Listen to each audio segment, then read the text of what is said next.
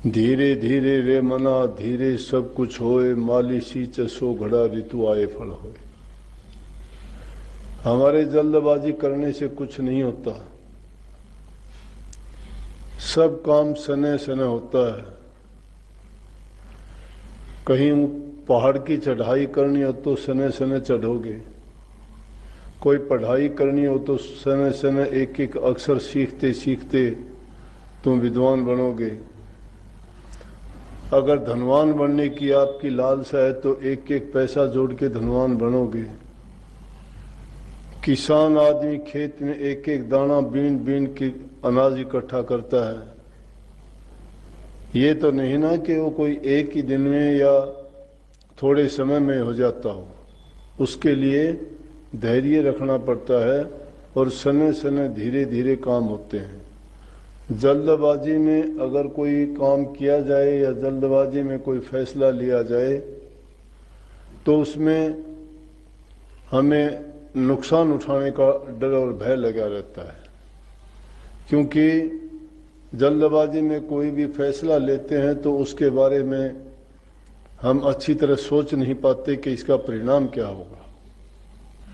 कोई भी काम करने से पहले अगर उसके बारे में या उसका जो परिणाम होगा वो कैसा होगा इस बारे में सोच लेते हैं तो हमें कष्ट और दुख कम होता है। इसी प्रकार से धीरे धीरे की जो प्रक्रिया है ये परमात्मा के नाम की भी है, ध्यान अभ्यास की भी यही हालत है।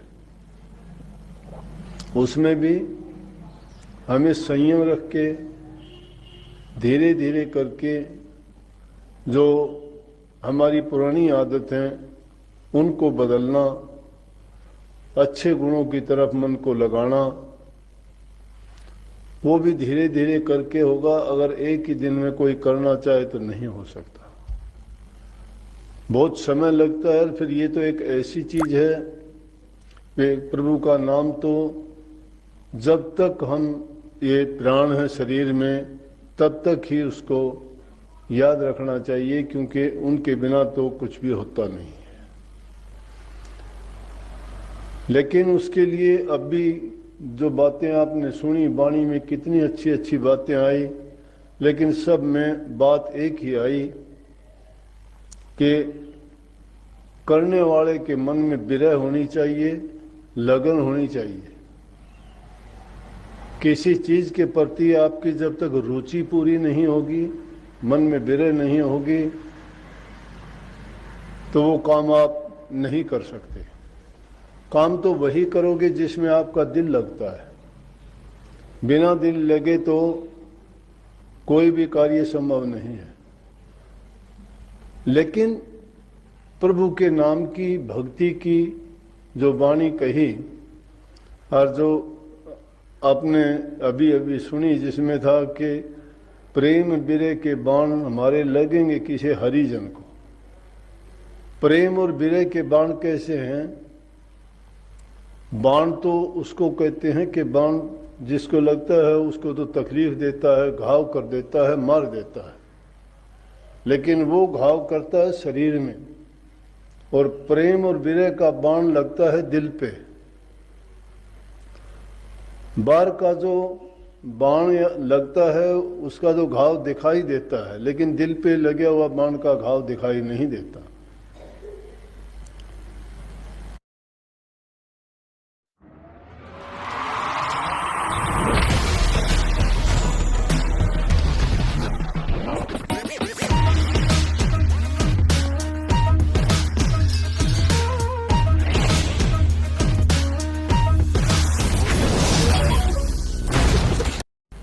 उसको लगने के बाद में उसको जो दर्द और पीड़ा होती है वो किसी से वर्णन नहीं की जा सकती। और उसका वर्णन जो प्रभु के भगत हैं, जिनको हरि नाम की लगन लगी, वो उसी के दीवाने होके रात दिन उसकी बिरह में ही लगे रहे और उनको वो तड़फ बनी रही। लेकिन वो लगती किसके हैं? कोई हरिजन हो जो हरि के नाम का दीवाना हो, उसको वो लगन लगती है। बाकी दुनियादारी के लोग तो दुनिया के जो तमाशा है, ये जो खेल है, इस खेल में और इस भूल भुलैया में भूल जाते हैं।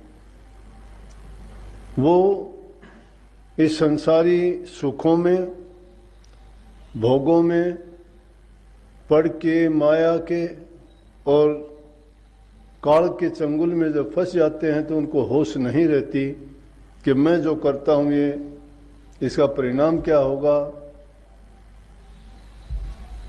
और इसी भूल के कारण वो अपने जीवन को व्यर्था खो देता है।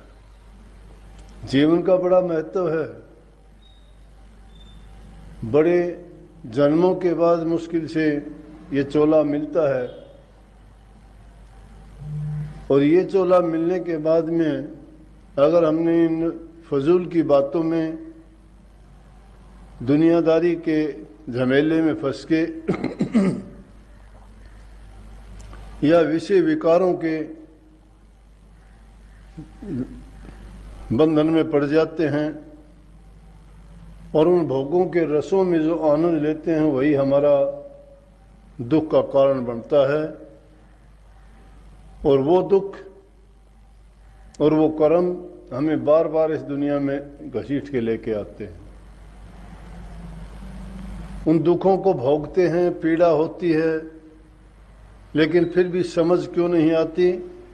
क्योंकि हमारी बुद्धि पर माया का और काल का साया है, वो हमें संभलने नहीं देते। कोई बिरला बड़भागी जीव महापुरुषों की शरण में जाता है और उनकी वाणी के वचन, वो बाण जब उनको लगते हैं तो उनको होश आता है। दुनिया का रस ऐसा है, उसका पान करके हम मदहोश हो जाते हैं। विषय विकारों में पड़ के हम भूल जाते हैं कि हम क्यों आए थे, करना क्या था, ये विचार नहीं रहता। लेकिन संत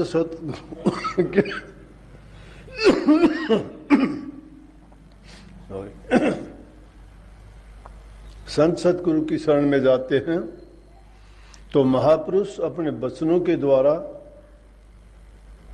हमारी भूल और भ्रम मिटा के हमें जगा देते हैं और ये समझा देते हैं कि मनुष्य का चोला हमें इसलिए मिला था कि हम प्रभु की भक्ति करके अपने इसी जीवन में इस जन्म मरण के बंधनों से, काल की जेल से मुक्त हो जाए। परंतु वो आसान नहीं है, क्योंकि दुनिया का बहाव जिस ओर है, भक्तों का बहाव उसके उल्ट होता है। स्वामी जी महाराज की वाणी आती है सार वचन में कि देखो सब जग जात बहा, सब जग जात बहा। किस ओर बहा जाता है? ये कवाड़ और माया के झोंके लगे हुए हैं, प्रभु के नाम से बिसर के ये दुनियादारी में बहा जा रहा है, प्रभु की ओर नहीं। और फिर क्या कहा कि देख देख गति या जग की, बार बार मैं वर्ण कहा कि इस संसार की गति को, हालात को देख के मैंने एक बार नहीं अनेकों बार ये कहा, अनेकों बार समझाया, बताया